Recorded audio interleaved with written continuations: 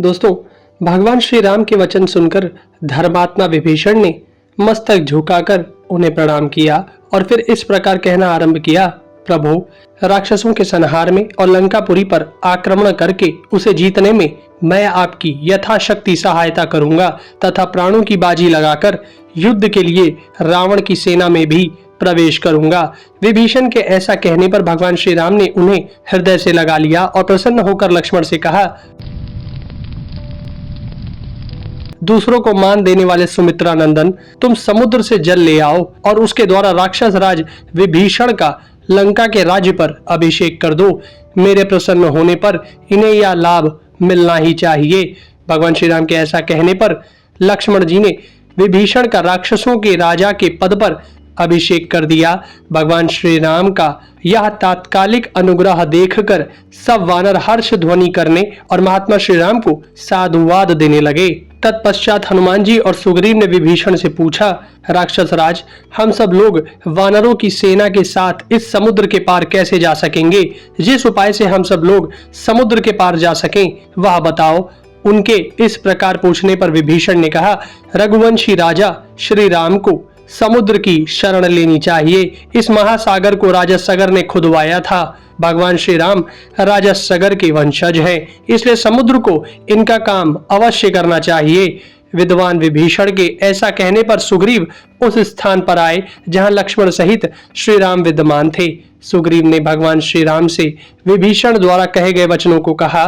भगवान श्री राम को भी विभीषण की यह बात अच्छी लगी। उन्होंने मुस्कुराकर कहा, लक्ष्मण, विभीषण की यह सम्मति मुझे भी अच्छी लगती है, परंतु सुग्रीव राजनीति के बड़े पंडित हैं और तुम भी समयोचित सलाह देने में सदा ही कुशल हो, इसलिए तुम दोनों प्रस्तुत कार्य पर अच्छी तरह विचार करके जो ठीक जान पड़े वह बताओ।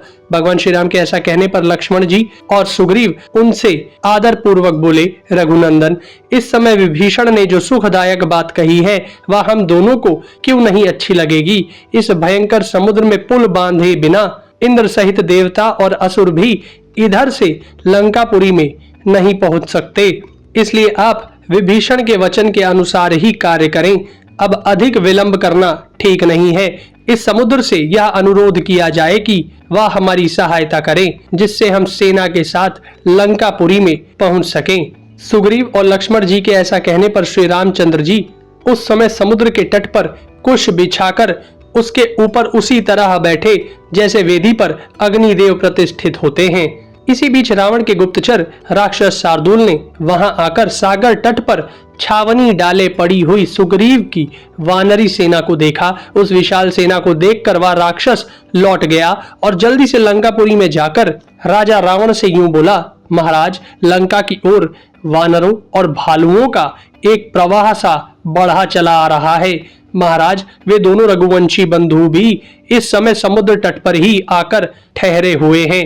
वानरों की वह सेना सब ओर से 10 योजन तक के खाली स्थान को घेरकर वहां ठहरी हुई है। आप शीघ्र ही इस विषय में विशेष जानकारी प्राप्त करें। राक्षस राज, आपके दूत शीघ्र सारी बातों का पता लगा लेने के योग्य हैं, अतः उन्हें भेजें। तत्पश्चात जैसा उचित समझें वैसा करें। शार्दूल की बात सुनकर राक्षस राज रावण सहसा व्यग्र हो उठा और अपने कर्तव्य का निश्चय करके शुक नामक राक्षस से बोला, दूत, तुम मेरे कहने से शीघ्र ही वानर राज सुग्रीव के पास जाओ और निर्भीकता पूर्वक उनसे मेरा यह संदेश कहो।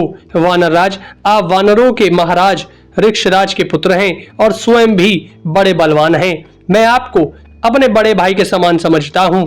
यदि मुझसे आपका कोई लाभ नहीं हुआ है तो मेरे द्वारा आपकी कोई हानि भी नहीं हुई है। सुग्रीव, यदि मैं श्री राम की स्त्री को हर लाया हूं तो इसमें आपकी क्या हानि है?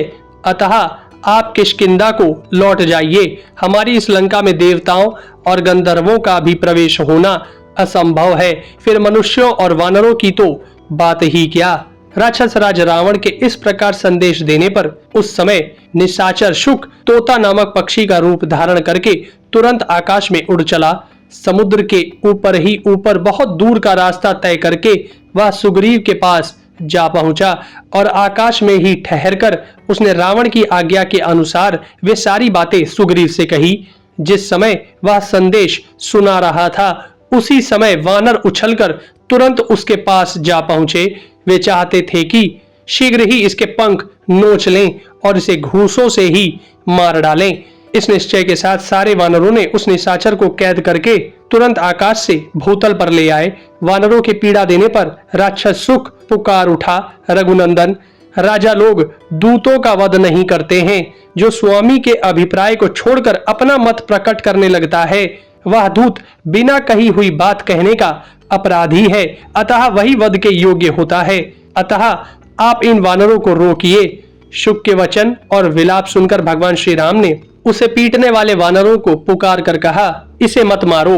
उस समय तक शुक के पंखों का भार कुछ हल्का हो गया था क्योंकि वानरों ने उसे नोच डाला था। फिर भगवान श्री राम के अभय देने पर शुक आकाश में खड़ा हो गया और पुनः बोला, पराक्रम से युक्त वानरराज सुग्रीव, राक्षस राज रावण को मुझे आपकी ओर से क्या उत्तर देना चाहिए?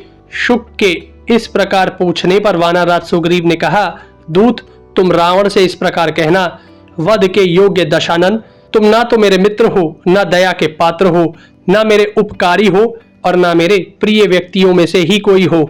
भगवान श्री राम के शत्रु हो, इस कारण तुम वाली की भांति ही मेरे लिए वध्य हो।